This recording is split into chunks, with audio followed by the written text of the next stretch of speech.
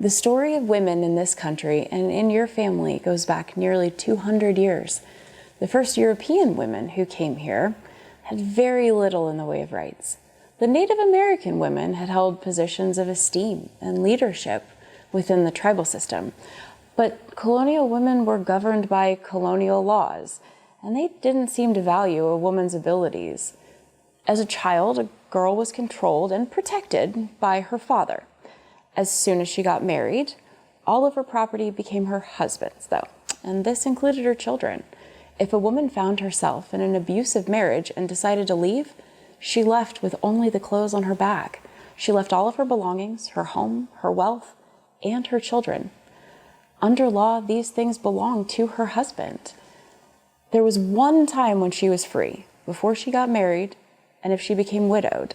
Then she could own property, write wills, enter into contracts. The list goes on and on. But as soon as she got married, it was gone. Like with most things, there were small exceptions to the rule, but this was the experience for most white women in the United States. Just the white women? The African American experience in this country is complicated and overwhelming. It deserves more than a footnote in this conversation. So I'll just say this.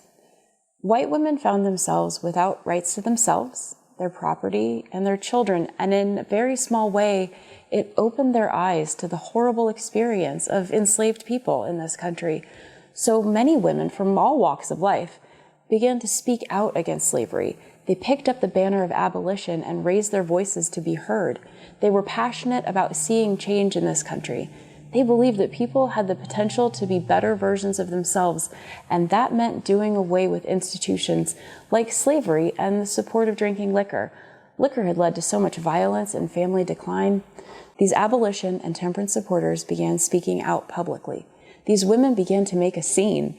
Elizabeth Cady Stanton traveled to London for a suffrage conference, but she was forced to sit in the balcony. She couldn't vote, so she wasn't worth much in their eyes.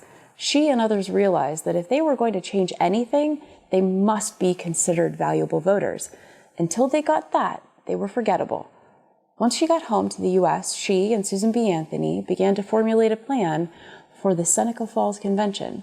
Now, this is where most people think suffrage begins, but I know, and now you know, that suffrage was brewing long before then. Seneca Falls, New York, was really the first opportunity for women to gather together, united in this cause. They came up with a list of expectations called the Declaration of Sentiments. They drafted 12 resolutions for the future of the women's rights movement. They wanted rights to their property, rights to their children, the right to leave an abusive or dangerous marriage, and so on. But you know what very nearly didn't make the list? What? The right for women to vote. Why? I thought that was all they wanted. Actually, there were very few that thought adding the right to vote was a good thing. They thought if they pushed for the vote, that would give their opponents more than enough reason to kill the whole plan. There was even heated debate about whether it might give men the right to take over in the home, and for many, that sounded absolutely terrifying. However, it did make the list, and over the next few years, multiple large gatherings would host fascinating speakers like Elizabeth Cady Stanton, Susan B. Anthony, Frederick Douglass, Sojourner Truth, and hundreds of others, until the war. What happened then? Well, with the country tearing itself apart at the seams, pushing for equal rights was set on the back burner. As soon as the war ended, Mrs. Stanton and Mrs. Anthony reignited the fire. They formed the Equal Rights Organization for everyone.